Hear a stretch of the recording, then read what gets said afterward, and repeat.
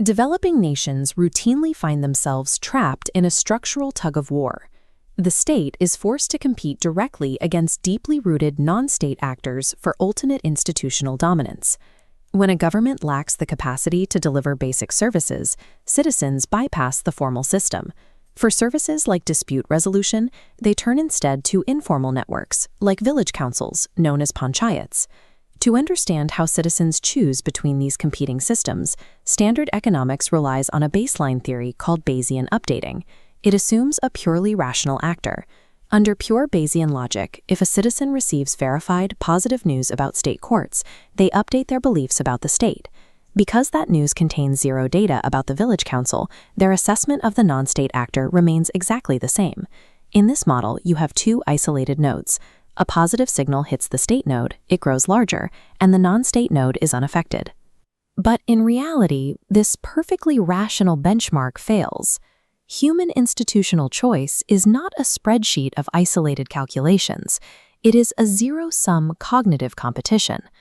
A 2018 National Bureau of Economic Research working paper by economists Acemoglu, Cheema, Khwaja, and Robinson isolates exactly why this isolated node theory breaks down. The researchers engineered a high-stakes lab-in-the-field study across rural Pakistan, forcing participants to make financial decisions that revealed their true institutional loyalties. The data revealed a distinct psychological mechanism governing how citizens build trust. It is driven by what psychologists call motivated reasoning. Raising the perceived quality of the state triggers an active, simultaneous erosion of legitimacy for its non-state competitors. The path to reclaiming state authority may lie in this psychological dismantling, shifting the cognitive math of the citizenry. The researchers tested this thesis in Punjab, Pakistan. They randomly sampled nearly 3,000 rural male household heads, the primary decision-makers for their families. These men face a high rate of civil disputes, mostly concerning land and contracts. When a dispute arises, they must choose between two distinct pathways: the formal state judicial system or the informal Panchayat system. The baseline reality for the state courts is grim. Cases sit pending for years. Litigation is expensive, geographically distant, and broadly perceived as corrupt. By contrast, the Panchayat relies on local village elders. It ignores formal law in favor of cultural norms, but it is deeply entrenched because it is fast, cheap, and geographically immediate. To test how beliefs shift, researchers applied an information treatment. They provided a random subset of these men with objectively verified media reports, showing that local state courts had recently cleared 6,000 pending cases, reducing delays by 20%. The researchers then measured a very specific variable. How does receiving positive news about the state affect the hard capital these men allocate to the non-state actor? To capture objective data, the researchers avoided relying solely on self-reported survey answers. Instead, they used experimental games where subjects risked real cash payouts equivalent to a full day's wage. This diagram maps the first test, the fund dictator game. Subjects were given an endowment that asked to split their capital between keeping it for themselves or donating it to a fund that helps other citizens access a specific dispute forum. This game strips away personal utility. It isolates the subject's altruistic belief in an institution's overarching value to the public. The second test is the investment game. Here, subjects act as financiers, investing their capital into a hypothetical plaintiff's court case. The cash return they receive is strictly multiplied by how effective they believe the chosen forum actually is. This measures pure calculated trust. The subject only makes money if they believe the actor has the power to enforce a verdict. By forcing participants to assign financial risk to their beliefs, these games transform abstract feelings of trust into precise, measurable data. This chart plots the resulting behaviors. Look right.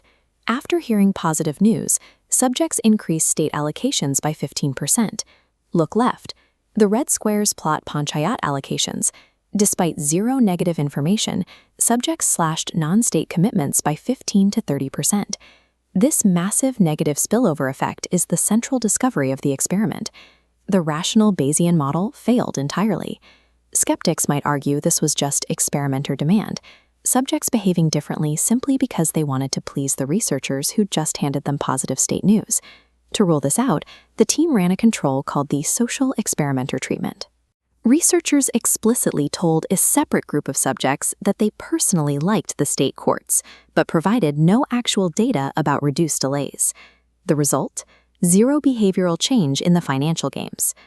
The data shows that the drop in non-state legitimacy represents a genuine cognitive shift, independent of the researcher's presence. To understand why this happens, we have to recognize allegiance costs. Learning how a court works, tracking paperwork, and building relationships with state officials requires exhausting effort. The paper mathematically solves this zero-sum behavior using this utility equation. The mechanism is located right here, in the negative penalty function.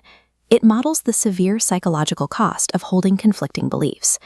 When the positive data convinces a subject to shift their effort toward the state, holding on to a high opinion of the Panchayat creates cognitive dissonance. To justify the heavy cost of switching their allegiance, they're forced to manipulate their own beliefs and downgrade the non-state actor. The vicious cycle of a weak state is not maintained by separate silos of trust. Competing institutions are mathematically tethered together in the minds of the citizens. If motivated reasoning is truly driving these financial decisions, we should be able to see it in the subject's stated opinions. They should explicitly report lower quality scores for the village councils. This chart shows the post-experiment perception data. Look at the red markers. Subjects actively downgraded the Panchayat service effectiveness, its ability to enforce verdicts, and their overall trust in village elders. There was, however, one specific exception. The subjects' beliefs regarding how easy it is to physically access the village council did not drop. This proves the psychological manipulation was highly selective. Subjects downgraded their beliefs about the council's efficacy to justify giving them less money, but they remained perfectly realistic about walking down the street to the village square. These calculated perception shifts are the exact psychological footprints predicted by the math of motivated reasoning. Scaling this mechanism up reveals the broader mechanics of state failure. The global rise of non-state actors, from cartel syndicates to the Taliban, operates on the exact same cognitive vacuum created by an ineffective state. But the math demonstrates the cycle works in both directions. Improving baseline state capacity mechanically triggers a reversal, drawing allegiance back while starving parallel networks.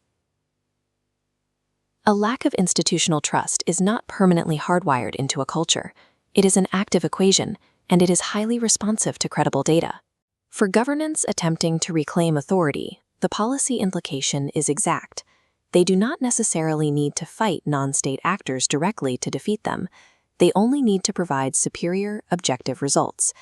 Because human trust is a zero-sum calculation, a highly effective state is, mathematically,